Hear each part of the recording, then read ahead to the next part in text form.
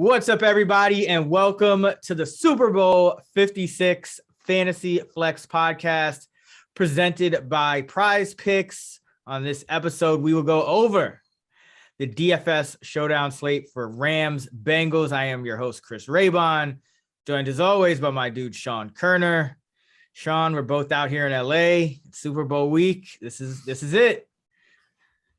This is it. And, I already have like 10 to 15 props locked up. So like I said on the favorites, I'm just at this point, I'm ready for the game to start. I can't wait. We're still 5 to 6 days away. But yeah, super excited for the Super Bowl. Yeah, let's hop right into this DFS slate. So one thing we really haven't talked about on any of our pods yet. Obviously, if you want to hear more on props, listen to the Action Network Propapalooza podcast on the Action Network channel, or you can listen to the favorites podcast as well. We have a props episode with Simon Hunter and Chad Millman, and Stuck and I will break down the game from a betting perspective on our usual Action Network NFL podcast, which should be out early Thursday morning. But let's get into this DFS slate.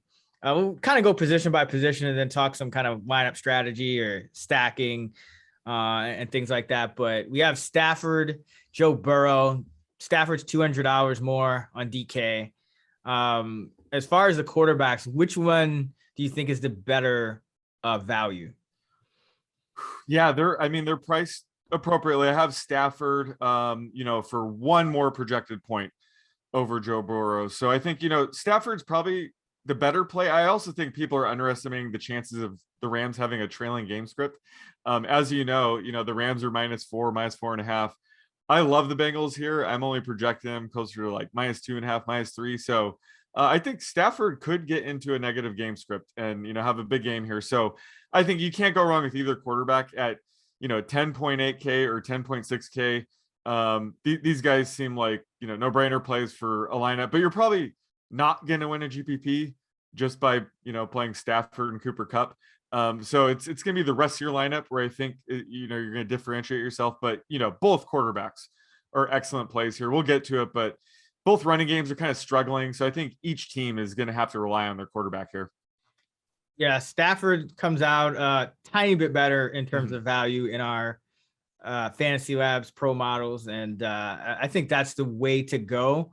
But it's so equal that you're going to have to, if you're building more than one lineup, you're just going to have to play both of these guys because, they're the quarterbacks. It's a one game slate. I think Burrow has, we've seen the massive ceiling. Now, the one thing about this is the Rams are zone heavy, and Burrow's in this passing offense, they're great against zone. They're still one of the better teams in the league against zone coverage, but they're the absolute best against man coverage teams. So this may not be like a 440-yard, ceiling or whatever. Burrow's, I think he had a 500-yard game. This might not be that kind of ceiling for him. Yeah. But he's still projected, within a point of Stafford. Are you boosting Stafford's rushing or receiving touchdown odds after our favorites recording with Simon Hunter? Yeah, so I was gonna wait till we got to the receivers, but no, we might as well just talk about it here. So our boy Simon Hunter mentioned that in the Rams practices, he had somebody tell him that since they acquired Beckham, they've been practicing kind of their version of the Philly special play with Beckham, throwing it to Stafford. And so I think that's a really interesting, kind of from a stacking perspective. Obviously, people were going to stack those two anyway, but that kind of lends some credence to maybe putting Stafford in some of the captain spots, because you might get a receiving touchdown, and you could always get a quarterback sneak, something else like that for 6. So in a one game slate, I think that was interesting, because usually you're not putting a quarterback, unless it's like a Kyler Murray, a running quarterback, you're usually not putting them in the captain spot on a one game slate. You're putting one of the receivers and doing it that way. So I think that's interesting, and would probably put Stafford in a couple of lineups. All right, let's go to running back. And Cam Akers to me sticks out as a clear value. He's 6,400 on DraftKings. Mixon's 96. You have Michelle at 5K, P. Ryan at 2.4K. Darrell Henderson, who could be activated at 1.6, and then Chris Evans at 500. So what do you think of the kind of the running back value on the board here? Yeah, so Mixon should be the top back. I have him 2.5 points higher than Cam Akers, but 9,600 is a bit too rich. That's way too expensive for a game where, like I said, I don't know if he's going to be effective running the ball. He could, catch 4 or 5 balls here, and that will go a long way. But I think, like you said, Cam Akers at 6,400 is the clear value play.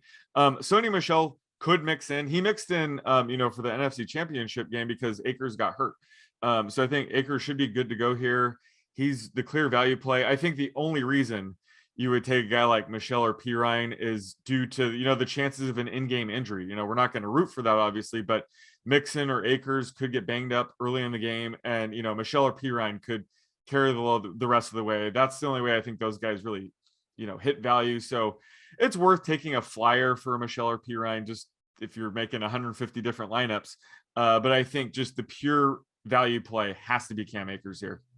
Yeah, he's the third best value in our Fantasy Labs Pro models, and the top value at running back at 6,400. Because if you look at the props around the market, and it's similar to our projections, obviously, as well, is Cam Akers and Joe Mixon have a similar rush attempt prop, 16.5. Juice is a little different on both, but that just shows you how different and how much value Akers has, because Akers is just 6,400 and Mixon is 96, and they have a similar touch projection for this game. Yeah, and we have to remember Cam Akers is miraculously coming back from his torn Achilles early in the offseason. So, he's had a few games to sort of shake off the rust. So having this like bye week will only help. So his projections in my model have only been going up the longer he's played. So we could get, a 100% healthy Cam Akers. And he's shown, he was good in college as a pass catching back. So he's shown that ability. He could easily, get 3 to 4 catches here and, have a similar projection to like a Joe Mixon type. Yeah, and especially if Higbee is not 100%. Yeah. Maybe they use Blanton as that blocker if they need an extra pass blocker. They let Akers go out in a route. So yeah, like Akers. I think the Hail Mary guy for me would probably be Chris Evans, because you can stack him with the Bengals defense special teams. Maybe you get a kick return touchdown. He's had a couple of explosive plays and big, kind of plays on special teams. So, if he breaks one game slate, that could be the cheat code. So he's kind of the guy. I've talked about Pirine on, the props episode, and like I think they kind of used up the plays they had for him in that Kansas City game. So I'm not expecting to see much of him. And then Michel is just kind of, if Akers gets banged up again, obviously, but he's a poor value, just from a numbers perspective. Do we like any of those guys? I guess both of them. If whether you're playing Mixon or Akers, you could stack them with one of the defenses too, for that kind of game script. So that's always something to keep in mind. There's a correlation there between running back and defense. Let's go to wide receiver. We got Cooper Kupp is the most expensive, obviously, at 11.6K. Jamar Chase at 10.4. Odell Beckham at 8.4. And then T. Higgins at 7.6. That sticks out a lot because I know you love T. Higgins. You like the over on his receiving prop. You like him for MVP, as do I. So that really sticks out that Higgins is the fourth highest priced wide receiver. Yeah, absolutely. And I think it was 5,400. I think it was T. Higgins was stuck on 5,400 from weeks 4 through 10. So I kept saying, I'm going to keep playing him. But, these salaries are adjusted for the 1 game slate, but that's essentially what 7,600 is here. He should be the third highest price. I know you mentioned Beckham could throw a touchdown here. Either way, Higgins is the top value play. I've said it a bunch of times this week, but love T. Higgins at 60 to 1 to win the MVP. Jamar Chase, I wouldn't say he's struggled, but he's, done a lot better against man coverages here. So against a team like the Rams that play heavy zone, this is a spot typically where T. Higgins eats. And you mentioned, CJ Uzoma's going to be banged up if he does suit up. So he could be more of a decoy. That's going to boost T. Higgins, touchdown odds in my model. So just there's too much to like about T. Higgins here to pass him at 7,600. So love him here. I think Cooper Kupp, even at, 11,600 is worth it because he's, 7 full points above Jamar Chase in my model. So if anything, Jamar Chase Might be a fade. I hate to say it, at 10.4K. I think he's gonna be pretty popular, but this does seem like a T Higgins spot.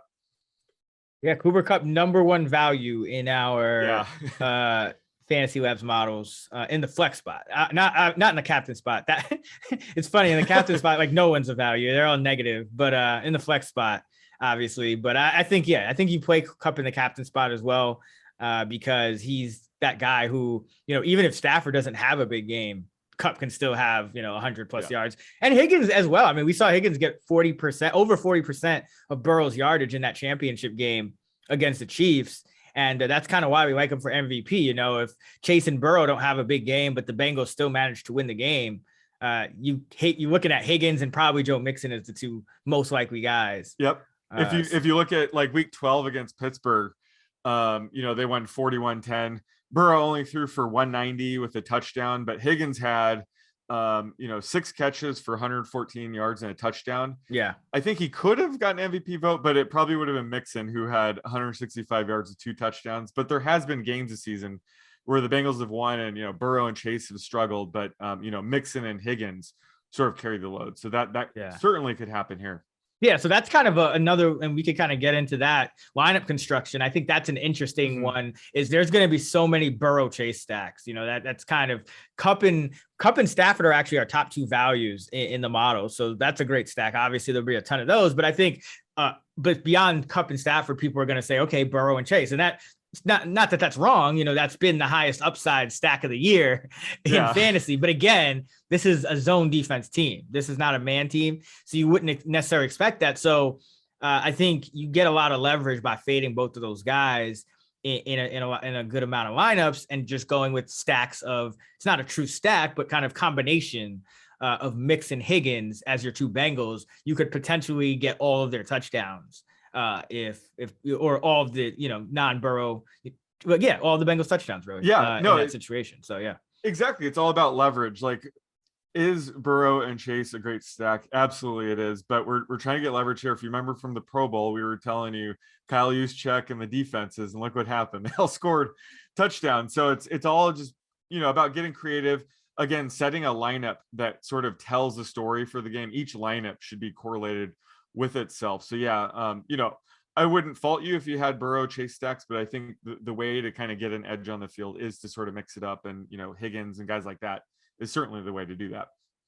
All right, so let's talk about these third receivers for each team, and we have spent some time on this, but I think it's important because first of all, they're both very affordable. You could fit both of them easily. Tyler Boyd at 5,400, Van Jefferson at 5,200. Jefferson's been kind of fading. Boyd has been kind of fading, at least in the stat category. Numbers wise, he's had a ton of catches early in the game last week. I know you're on his over. I was too. Unfortunately, that was pretty much all he did. So I guess, first of all, just any thoughts on what exactly is happening with both of those guys, Boyd and Jefferson? Like, is it just kind of you look at it as more like randomness, because both of them are on the field like for over 90% of the dropbacks? Yeah. I mean, well, let's break it down. Just that both players are like completely different. I consider Boyd more of a high floor player, but he really, he's been hitting his floor every week for the past 4 games, I think. So he's really hard to trust. There's a chance he can get 5 catches for 50 yards here, maybe a touchdown. He has been scoring touchdowns of late, which has been pretty surprising. But yeah, it's tough to make a case for him to be like a slate breaker. But certainly it wouldn't surprise me if Boyd has a good game. Whereas Van Jefferson, he's the more high ceiling guy that people were probably overlooking. Plus he's banged up. So, I think he has that questionable tag on DK, which helps lower his rostership. So I think when it comes to pure upside, Van Jefferson's probably the better play. Because certainly, he could catch an 80-yard touchdown any given play, whereas that's not really Boyd's game. So I think for this specific game, for 1 game slate, Van Jefferson is probably the guy that I would target. But, both guys are, over 5K. So they're a bit pricey. What do you think about going way down to a guy like Ben Skoranek at $600, who would sort of benefit if Jefferson is unable to have his usual 90% routes run rate? Skoranek could, see 20, 25% routes run. And we saw Stafford target him on a 34-yard touchdown pass where Skoranek dropped it. But certainly he has a path to sort of breaking the slate as well. And if you spend $600 on him, you could pretty much get, everyone else that you wanted in that lineup. So what do you think about going like super cheap with a Skoranek type? If he had caught the touchdown. If he caught the touchdown, his rostership would be through the roof, right? But he still would be cheap. I mean, listen, this is what I know about Sean McVay. This dude just doesn't play his backups, especially in key games. Right. Like the fact that Skoranek was on the field, got a route, got a target, was wide open, and like they missed on the play. Like I wouldn't be surprised if he's 0 routes in this game. So like I get your point. Like if you're making 150 lineup, sure. Exactly. Like, knock it out. But like I think Jefferson, going back to Jefferson, I think you really hit on something. Is like he could catch a long touchdown. He plays 90% of the snaps. He gets deep targets. Sometimes he doesn't get targets for quarters on end, but he can do that downfield thing. Now, let's say Jefferson scores a long touchdown, right? Now that's a whole drive for the Rams that no one else can get yards or touchdowns. Cooper Kupp's the most expensive player on the slate. Odell Beckham is more expensive than T. Higgins. So like there's so much leverage from rostering Jefferson, because not only would you be getting probably more lowly rostered points than most of the field, but you'd also be getting leverage on 2 of the more expensive players, including the most expensive player on the slate in Kupp. So I think Jefferson's really the key. I mean, it applies to Boyd just to a lesser extent because Chase is less than Kupp and Higgins is less than Beckham. So it applies to Boyd as well. But I agree. I think Boyd is more like likely to get 5-6 catches, whereas the yards are going to be hard to come by. Whereas Jefferson could get 1, 2, 3 catches, but could kind of approach 100 yards if he gets one good one. So I really like the leverage on Jefferson. He's one of my favorite plays. Skoranek, I mean, that's just more. Sometimes he gets multiple routes in a game. Sometimes he'll get like one. In the Super Bowl after what happened, it's iffy.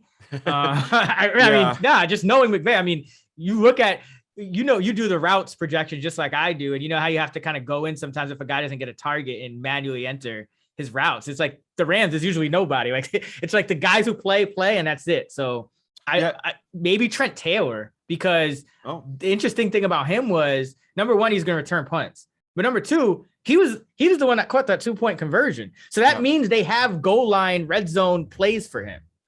So I think he's actually my favorite, like outside the top 6 is Taylor for the Bengals.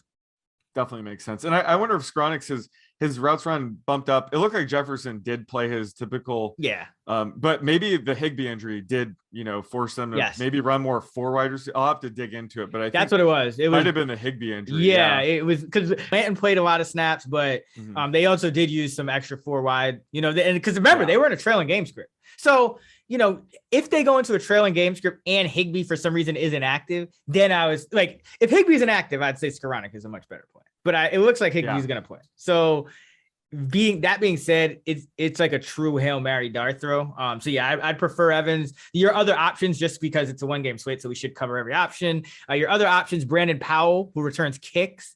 And then you have, for the Bengals, you have Mike Thomas, who, I mean, it was Taylor who got that touchdown, that 2-pointer. So I feel like Taylor is still the better option than Thomas. At this point. This is a revenge game for Mike Thomas. It is. Right? It is a revenge game for Mike Thomas. That is true. So he'll get 1 route this game. Got to make the most of it. He hopes. Yeah. All right. And then tight end, we talked about Higbee, Blanton, Uzoma, and Sample are all priced similarly here. So it just comes down to who plays. Like if Higbee and Uzoma play, I think you don't really worry about the backups. I mean, if they're playing, they're going to play. If anything, I think they might be a little bit under rostered because of the question. They'll probably both be listed questionable right up to game time, right up to on the final injury report, I should say. So any preference between the two, Higbee and Uzoma? No, this is just a tough situation. Right now I have Higbee leading all tight ends on this slate, but it looks like he might not even practice this week. But yeah, both tight ends are dealing very similar injuries. It was a few weeks ago, Higbee, it looked like he had a serious leg injury, and then he came in and caught a touchdown. Then he played well after that. So he's played effectively through injury before, but I know these MCL injuries, like if this were a regular season game, these guys would miss, 2 to 3 games, but they're going to put everything on the line. It's a Super Bowl. If they happen to retweak it or something, they have all off season to sort of recover. So this is going to be tricky to handle. We're going to have to just monitor the news leading up until lock, but I'm assuming both tight end will be active, and it's going to be very murky. If anything, it's just going to sort of raise the floor and ceiling of the receivers. But this is a very, very tricky situation. But yeah, like all it takes is one of these guys to be on the field in a red zone package and catch a touchdown. Like they don't necessarily have to get 6 receptions for 80 yards to hit at these low prices. So we'll have to take it up to lock. But yeah, this is going to be the most important thing to sort of monitor heading up and up until lock time. Yeah, here's how I would do it. I mean, I would pretty much fade them outside of a lineup where I had the quarterback. And if I did have the quarterback and I needed kind of a guy to, finish the lineup here, like a cheap guy, that's who I'd go with. So if I had a Stafford lineup, maybe Stafford and Cup, and I needed a cheap guy to kind of round it out, I'd go with Higbee. If I had a Burrow, Higgins, or Chase, or whoever, both of them, maybe I'd throw Uzoma in there. So that's kind of how I would approach it. So let's say both tight ends are out. I think Blanton would be a no-brainer at 4,600. We've seen him sort of step right into that Higbee role. But Drew Sample, I'll probably stay away from, even if Uzoma's out at 4,200. He seems like a 2 to 3 catch ceiling kind of guy. I think they'll just kind of lean on, Higgins, Chase, and Boyd even more. So I don't think Sample will be a play either way. I mean, I would definitely play him, in Burrow. Sprinkle it. Yeah, because sprinkle him in, but Blanton will be the much better play in that. Yeah, scenario. I mean, yeah, the Bengals have had some trouble with tight ends, but at the same time, it's the Super Bowl. I mean, if Uzoma's out, that just gives the Rams even more of a game plan to shut down the 3 receivers. Sample could just happen to be that guy that's open, even if it's for 3 to 5 yard gains. So in like a trailing game script lineup for the Bengals, a Burrow stack, something like that. I think it's definitely worth it. And like you said, all it takes is a touchdown, and he'll be in the red zone packages either way. So. Yeah, I mean, yeah. Okay, and then any preference on the 2 kickers? You have McPherson at 4K, Gay at 3,800. I mean, the Rams are the favorite. Gay has made 2 field goals and about 75%, 2+ field goals in 75% of his games. But I think McPherson is like the threat for the longer field goals. So that's cool. I like, and I think because Gay is cheaper, he might be more highly rostered. So I think it's McPherson for me. Yeah, exactly. Gay definitely has the higher floor. He has a higher projection by a full point, and he's cheaper. So I think his rostership will be higher. But I love Evan McPherson in my dad's league that's been running for 30 years now, my fantasy football league. He awards ridiculous scoring, like 15 points for 50-yard field goals, 10 points if it's a game winner. So I took McPherson at the last pick of the draft there, and I told my dad and brother, watch out for Evan McPherson this year. So I sort of love McPherson, and yeah, he's shown that he can boot it. So he's the best threat for long 50-yarders. So I think on a slate like this, absolutely, it's worth rostering a guy like McPherson at 4K. Like you said, he's also in play for MVP. This could be a low scoring game where he ends up with 4 or 5 field goals. So if you do set a lineup with McPherson, you'd also sort of want to pair him with the Bengals defense, right? Yeah, I like that. Get the Bengals D in there. I think the defense is, and then you could also get like a Joe Mixon in there. Yeah. So that would be kind of split at 3-3. But I guess we'll close out with who's your favorite stack for the Rams and for the Bengals. For the Rams, we kind of mentioned it. Matthew Stafford to Cooper Kupp is a little bit too obvious. So I do love the leverage you get with Matthew Stafford and Van Jefferson. I think that's the best high ceiling stack you can make on the slate, because my favorite stack for the Bengals side is Joe Burrow and T Higgins, but that's probably not fooling anybody. I'm sure there's gonna be a lot of teams with that, so it's all about mixing and matching. But I just think the Stafford Van Jefferson stack clearly gives you like the highest leverage against the field. Yeah, same for me. It's Stafford, Jefferson for the Rams. You could throw Kupp in there, so you could go Stafford, Kupp, Jefferson as a way to kind of you save some salary with Jefferson, because those 2 guys are obviously expensive. And then for the Bengals, it's Burrow, Higgins, or Higgins and Mixon, and you fade Burrow and Chase and hope for those 2 guys kind of have the big games.